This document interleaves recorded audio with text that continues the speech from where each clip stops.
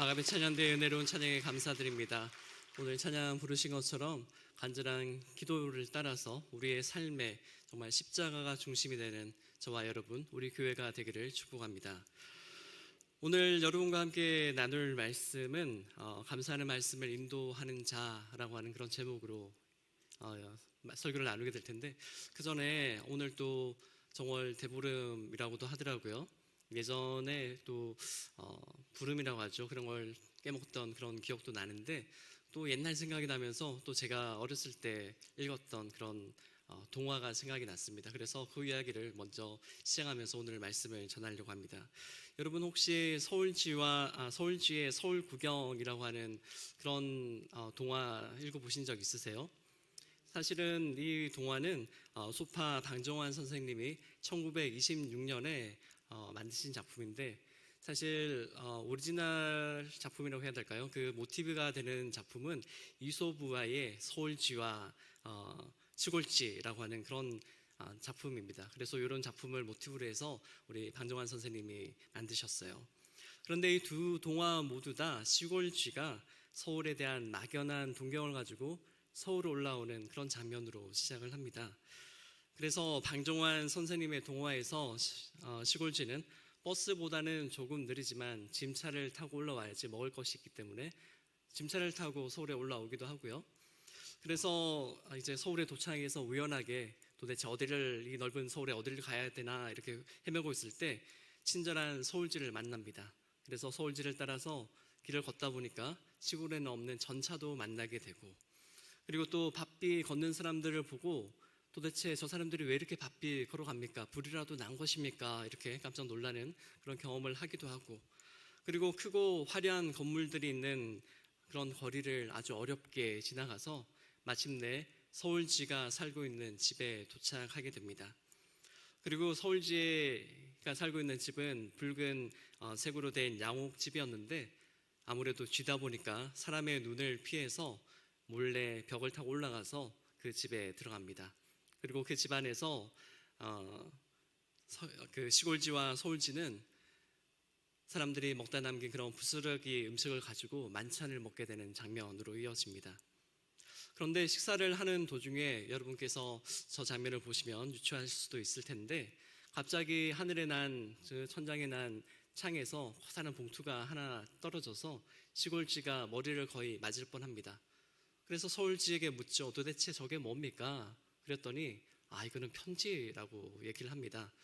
그런데 여기에는 편지 말고 또 신문이라고 하는 것이 간혹 떨어질 때가 있는데, 신문은 사진도 있고 또 재미있는 뉴스도 있어서 정말 그것을 보는 재미로 하루하루가 즐겁다고 합니다. 그리고 이렇게 종이가 많다 보니까 밤에는 료로 깔기도 하고 이불로 덮기도 하면서 정말 세상에 내 집보다 더 좋은 곳이 어디 있느냐라고 이렇게 시골쥐에게 서울쥐가 자랑을 합니다. 그런데 이제 마침내 사건이 발생합니다. 서울쥐가 손님을 좀 대접을 해야 되니까 음식을 더 구하기 위해서 잠시 집을 나갔어요.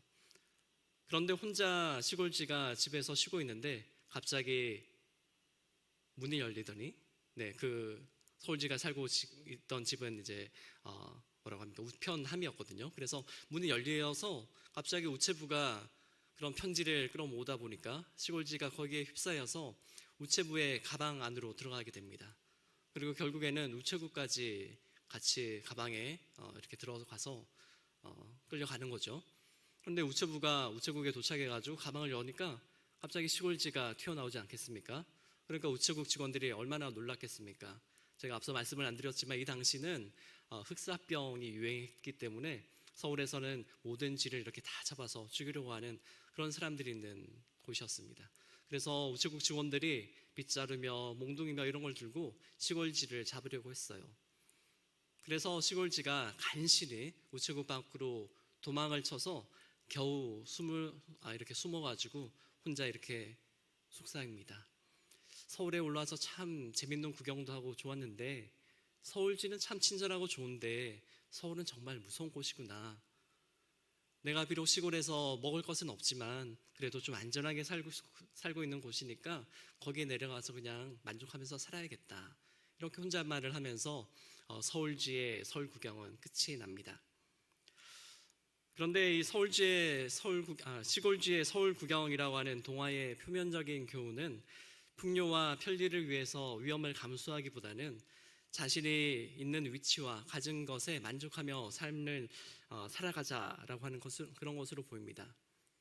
그런데 이 동화가 창작된 1926년은 우리가 잘 알고 있는 것처럼 일제 강점기이지 않습니까? 그래서 그런 배경에서 이 동화를 다시 살펴보면 일제의 식민지화로 인해서 서울에 신문물이 들어와서 잠시 생활은 편리해질 수 있지만 한국인들은 서울을 휘젓고 다니는 일본인들 사이에서 쥐처럼 숨어서 부스러기를 받아먹고 살면서 목숨마저 위협을 받는 그런 처지에 놓여 있다라고 하는 그러한 서글픈 현실을 풍자하는 내용이 담겨 있다고도 합니다. 그러한 평가는 어찌 되었든지 간에 1920년대 그 시절에 사람들 사이에 서울이 더 풍요롭고 편리하다라고 하는 인식과 동경이 있었던 것 같습니다. 이렇듯 수도인 서울에 대한 동경은 이미 오래전부터 우리 한국 사람들 사이에 뿌리 깊게 자리 잡았다고 볼 수 있습니다. 그리고 지금 21세기를 살아가는 우리 역시도 여전히 서울과 수도권에 살기를 선호하고 풍요롭고 편리한 곳을 향해 몰려드는 경향이 있다는 것을 우리가 부인하기는 쉽지 않은 것 같습니다. 그런데 흥미롭게도 느헤미야 시대에는 사람들이 예루살렘에 살기를 선호하는 경향이 없었다고 해요. 이스라엘의 서울에 살고 싶어하는 사람이 별로 없었다라고 하니 이게 어찌된 영문일까요? 그의 답을 찾기 위해서 느헤미야 11장 1절과 2절의 말씀을 저와 함께 다시 읽어보도록 하겠습니다. 백성의 지도자들은 예루살렘에 거주하였고 그 남은 백성은 제비 뽑아 10분의 1은 거룩한 성 예루살렘에서 거주하게 하고 그 10분의 9는 다른 성읍에 거주하게 하였으며 예루살렘에 거주하기를 자원하는 모든 자를 위하여 백성들이 복을 빌었느니라. 아멘. 방금 읽은 1절의 말씀을 보시면 제비를 뽑아서 10분의 1을 예루살렘에 거주할 사람으로 이렇게 정했다고 합니다. 강제적으로 정했다는 얘기지요. 백성의 지도자들이야 예루살렘이 수도다 보니까 당연히 예루살렘에 머물러야겠지만 일반 백성들은 예루살렘에 살고 싶지 않았다라고 하는 반증이지요. 그리고 예루살렘에 살겠다고 스스로 결정한 사람들은 참으로 복받을 사람이라고 그 나머지 백성들이 축복 기도를 해 주었다고도 합니다. 다시 말씀드리자면 이스라엘의 서울은 이제 하나님의 축복이 없이는 살아가기 어려운 도시, 그래서 많은 사람들이 살기를 기피하는 도시가 된 것이지요. 그렇다면 느헤미야 시대의 서울, 즉 예루살렘에는 왜 이런 일이 발생한 것일까요? 오늘날 풍부한 묘사와 설명이 담긴 책과는 달리 성경은 구약의 함축적인 문체적인 특징과 또한 비싼 양피지와 같은 곳에 기록을 해야 되는 그런 매체의 그런 가격 때문에 경제적인 이유로 해서 우리에게 좀 제한된 정보를 제공을 합니다. 많은 설명이 없다는 얘기지요. 그래서 우리는 먼저 이 이야기를 잘 이해하기 위해서 성령 하나님의 도우심으로 성경을 꼼꼼하게 읽으면서 소위 말하는 하나님의 인도하심에 따른 거룩한 상상력을 발휘하여야 합니다. 느헤미야와 함께 바빌론에서 돌아온 사람들이 예루살렘 성에 도착한 때를 잠시 상상해 보시기를 바랍니다. 느헤미야 6장 15절에 따르면 비록 그들이 52일 만에 성벽을 짓는 그러한 역사를 마무리했지만 아마도 바벨론 포로에서 돌아온 유다 백성들은 막 성벽이 재건된 예루살렘에서 안정과 번영을 위한 경제적인 토대가 부족하다고 느꼈던 것 같습니다. 느헤미야 2장에 처음 등장하여 예루살렘 재건을 비웃고 방해하던 산발락과 그족 도비야 같은 외부의 대적들이 여전히 위협을 가하고 있었고 또 성벽이 언제 다시 무너질지도 모른다라고 하는 그러한 불안한 감정이 그런 분위기가 예루살렘에 깔려 있었습니다. 그래서 느헤미야 7장 4절에는 그 성읍은 광대하고 그 주민은 적으며 가옥은 미처 건축하지 못하였음이니라 라고 객관적인 예루살렘의 현실을 묘사하고 있기도 합니다. 예루살렘의 거주민들에게 그들의 서울인 예루살렘은 거주지로서의 안정과 번영이 보장되지 않는 위험한 상황이라는 말씀입니다. 그 결과 예루살렘은 시민들 사이에서 하나님께 대한 감사와 또 그 감사에 근거한 찬양이 부족한 도시가 되고 만 것입니다. 제가 오늘 본문 17절 상반절을 읽어드리겠습니다. 또 아삽의 증손 삽디의 손자 미가의 아들 마따냐이니 그는 기도할 때에 감사하는 말씀을 인도하는 자가 되었고. 아멘. 여기에 오늘 설교의 제목과 같이 감사하는 말씀을 인도하는 사람이 등장합니다. 이는 마따냐라고 하는 한 레위인이 느헤미야 시대를 반영하여 구성된 예배 순서에서 맡은 직분을 가리킵니다. 그는 감사하기 어렵고 또한 미래가 어두워 보이는 이스라엘 백성들의 상황 속에서도 감사로 예배를 이끌어가는 사명을 감당하도록 부르심을 받은 것이지요.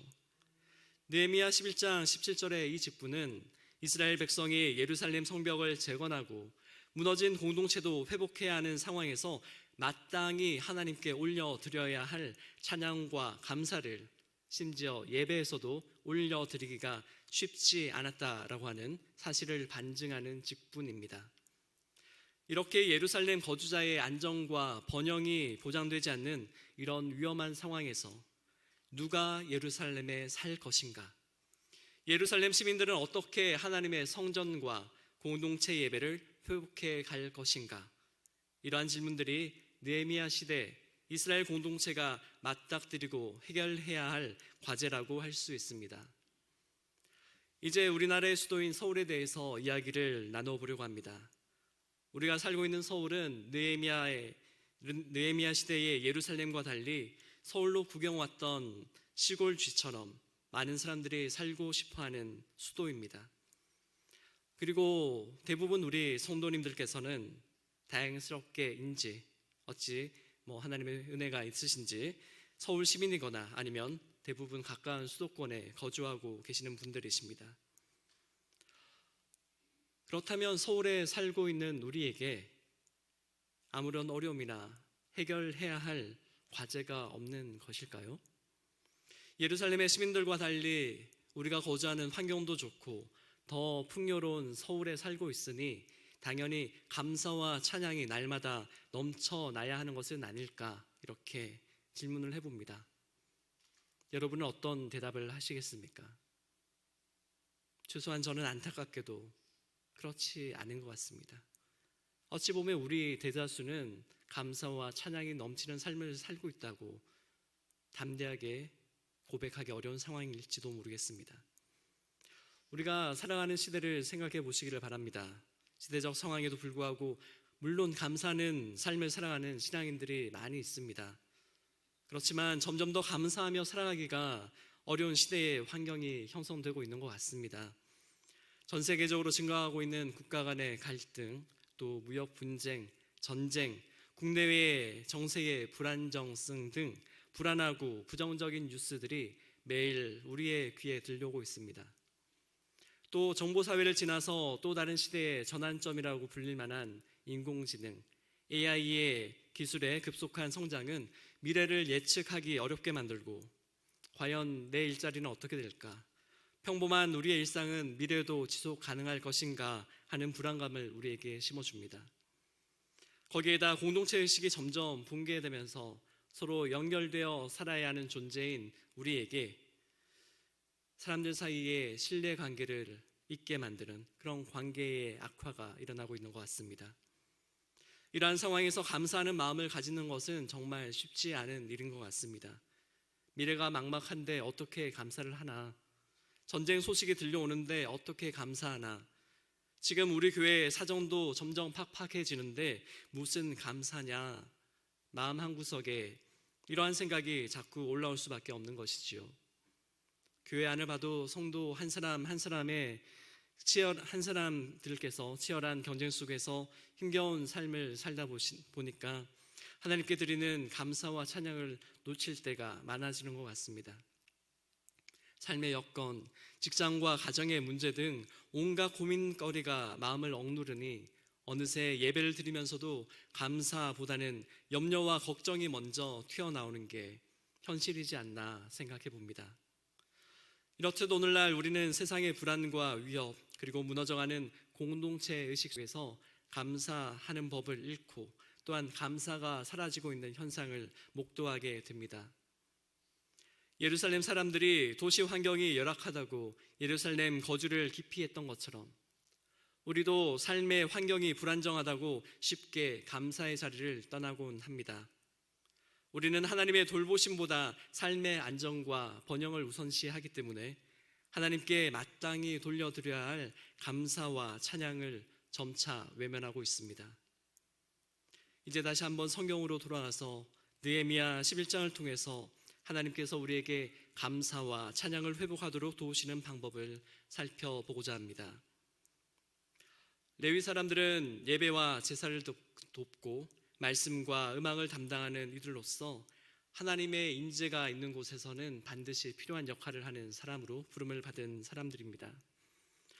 그러나 그 당시 그들 중에도 많은 이들이 내가 꼭 예루살렘에 들어가 살아야 하나 하는 고민이 있었을 것은 분명합니다. 왜냐하면 그곳은 소위 아무도 살고 싶어 하지 않은 그런 곳이었으니까 말입니다. 하지만 많은 레위인들이 그럼에도 불구하고 예루살렘에 들어가 하나님의 일을 위해 헌신하는 존재가 되었습니다. 그 중에 한 사람이 앞서 말씀드렸던 오늘 본문 17절에 감사하는 말씀을 인도하는 사람 마따냐입니다. 감사하는 말씀을 인도하는 사람은 레위 지파의 역할을 설명하는 다른 성경에서는 등장하지 않는 직분이기 때문에 정확히 어떤 일을 했는지 우리는 알 수는 없지만 앞서 말씀드렸던 것처럼 성령의 인도하심을 따라 거룩한 상상력을 동원하자면 예배에서 감사시나 감사 찬양을 인도하는 직분이라고 추정할 수 있습니다.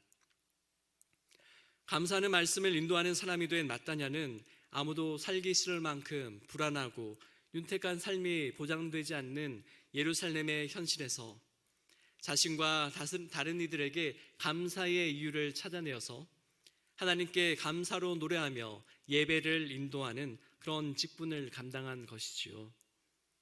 하나님께서 그토록 황폐했던 예루살렘 성벽을 다시 세우게 하셨고 마침내 그 안에서 하나님의 백성이 거주하며 하나님께 예배드리는 공동체를 일으켜 세우셨습니다.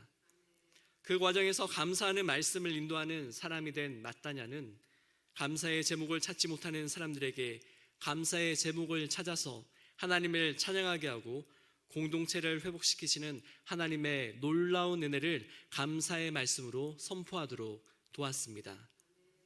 마따냐는 감사의 말씀으로 예배와 공동체에 하나님의 은혜를 가져오는 마중물의 역할을 한 것이지요.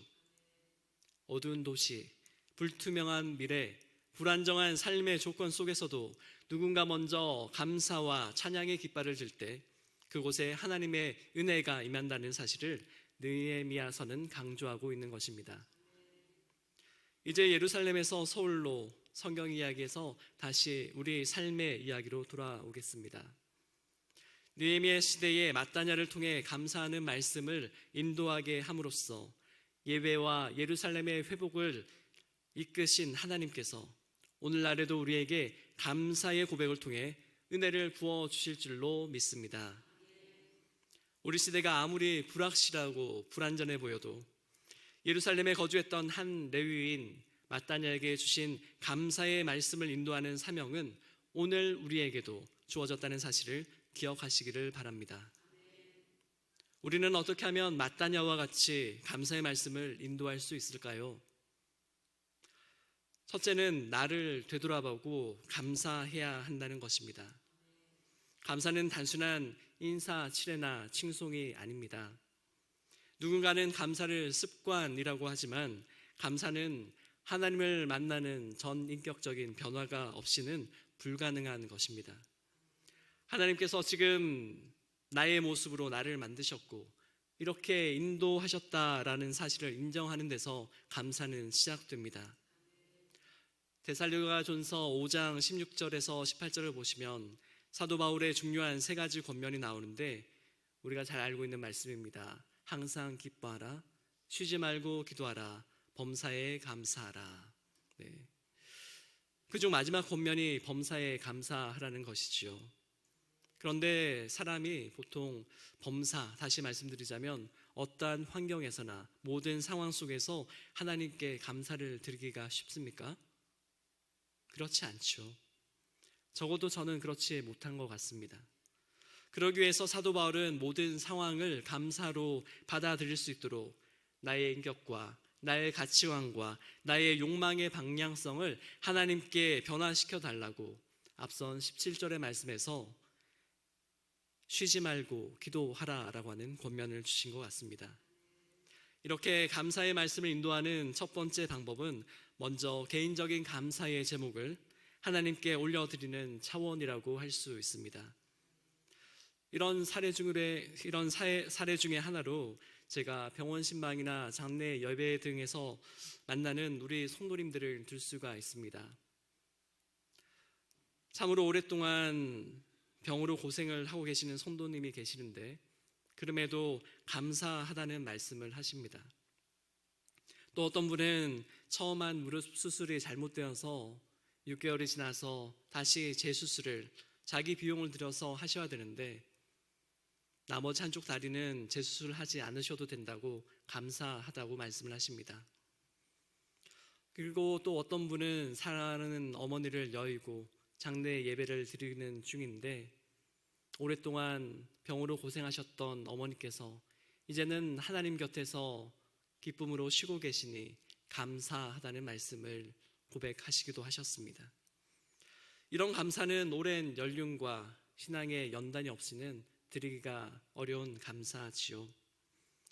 감사의 말씀을 인도하는 두 번째 방법은 이제 나의 차원이 아니라 너의 차원에서 감사의 제목을 찾아내는 단계라고 할 수 있습니다.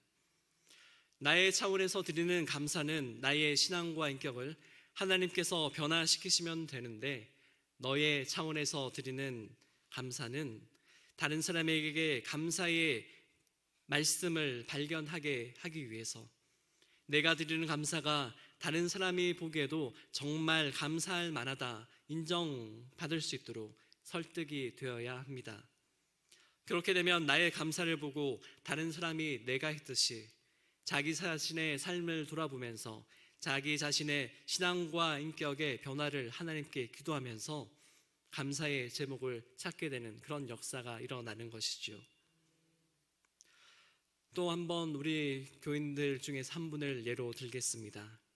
우리 교회 권사님 중에서 어떤 분이 계신데 이분은 오랫동안 신앙생활을 해보셨지만 남들이 보기에는 그렇게 경제적인 여건도 잘 풀리지 않고 가족의 건강이나 직장의 상황도 별로 나아지는 것 같아 보이지 않는 분입니다. 그래서 참 마음이 아픕니다. 그런데 이 권사님을 만나면 항상 말끝마다 하나님께 감사하다는 말씀을 끊이지를 않습니다. 저는 이 권사님을 만날 때마다 하나님께서 이 권사님에게 얼마나 많은 은혜를 부어주셨나 하는 생각을 하면서 모든 환경과 형편을 초월해서 축복을 주시는 그런 하나님께 감사드리게 됩니다. 아마 다른 분들도 이 권사님을 만나면 자신도 감사가 말끝마다 이어질 수 있도록 자신을 돌아보며 감사를 드리게 되실 것이라고 확신합니다. 마지막으로 감사의 말씀을 인도하는 세 번째 방법은 너의 차원에서 더 확장된 단계입니다. 두 번째 방법은 상대방이 이미 갖고 있는 그리고 또한 받은 하나님의 은혜에 대해서 감사할 수 있도록 돕는 것이라면 세 번째 방법은 아직 감사할 수 없는 신앙이나 인격의 단계에 있는 사람에게나 혹은 도무지 변화되지 않을 것 같은 상황으로 절망에 빠진 사람에게 나의 도움으로 상대방의 감사를 고백할 수 있도록 돕는 차원이라는 것입니다. 첫 번째와 두 번째 감사의 말씀을 인도하는 방법은 신앙의 성숙과 인격의 수양이라고 하는 차원에서 감사할 수 있도록 인도하는 방법이라면 세 번째 방법은 신앙에 근거한 사랑의 실천을 통해서 가능하게 되는 것입니다. 제가 최근에 읽은 책 중에서 느헤미야처럼 경영하라라고 하는 책이 있습니다. 거기서 저자인 문형록 CEO는 처음부터 성공한 사람은 아니었습니다. 문 CEO는 젊은 시절에 대기업에 들어갔다가 승승장구하는 듯 했지만 중요한 순간에 승진이 막히는 어려움을 겪게 되고, 그리고 그 결과 회사를 관두고 다시 개인 사업을 시작하는 결심을 하게 됩니다. 그렇지만 그분이 처음부터 사업이 잘 된 것은 아니었습니다. 그는 사업이 잘 풀리지 않는 중에 느헤미야서를 읽고 또한 교회에서 그에 대한 양육을 받게 되었는데, 하나님의 방법으로 일터에서 바른 성장을 이루고자 하는 비전을 품게 되었다고 고백합니다. 그는 모든 사업을 진행하면서 크고 작은 일의 성공에 대해서 하나님께 개인적인 감사를 드리기 시작했다고 합니다. 그리고 그는 자신은 물론이고 직원들 역시 그와 동일한 비전을 품고 성장할 수 있도록 직원들의 성장에 과감히 투자하는 방식으로 회사를 운영해 나갔다고 합니다. 느헤미야가 성벽을 건축할 때 여러 사람들과 함께 구역을 나누어서 세워 나갔듯이 경쟁보다는 협력을 선택했다고 합니다. 이처럼 문형록 CEO가 고난을 딛고 일어설 수 있었던 핵심 동력은 이분이 자신의 성공에만 감사하는 자로 머무르지 않고 다른 사람에게도 감사가 넘치도록 느헤미야서의 마따냐와 같이 감사하는 말씀을 인도하는 자로서의 태도를 가지게 되었기 때문입니다. 내가 먼저 작은 것에부터 감사하기 시작하고 그 감사를 주변과 나누고 조직 전체에 퍼뜨리니 분위기가 달라지고 성과도 달라졌다고 하는 것입니다. 사랑하는 성도 여러분, 오늘 본문 속 예루살렘은 누구도 살고 싶어 하지 않았던 곳입니다. 그러나 거기서 하나님께 감사하고 찬양하며 예배드리는 레위인들이 등장했습니다. 그리고 그들의 감사 찬양이 결국 예루살렘을 영적 중심지로 회복시키는데 중요한 역할을 했습니다. 오늘 우리도 마찬가지입니다. 우리가 서울에 살든 지방에 살든 혹은 해외에 살든지 간에 우리가 처한 상황이 어떤지와 상관없이 감사하는 말씀을 인도하는 자로 살아갈 때 하나님께서 우리를 통해 일하시고 우리의 공동체가 회복되며 삶의 자리가 예배의 자리가 될 줄 믿습니다. 이제 저를 따라 함께 결단을 하시기를 바랍니다. 제가 먼저 문장을 하나 말씀드리면 따라서 이렇게 큰 소리로 말씀을 해주시면 되겠습니다. 주님, 제가 먼저 감사하겠습니다. 제가 먼저 찬양하겠습니다. 제가 먼저 감사하는 말씀을 인도하는 자가 되겠습니다. 이렇게 우리가 매일 결단할 때 우리 개인과 교회 그리고 우리의 가정과 우리가 일하고 있는 직장 속에서 하나님이 열어가시는 놀라운 회복이 시작될 것을 믿습니다. 이러한 결단을 하시는 저와 여러분에게, 특히 오늘 헌신 예배로 드리는 우리 6.2 여전도의 회원 모두들에게 하나님의 넘치는 은혜와 축복이 가득하시기를 축원합니다.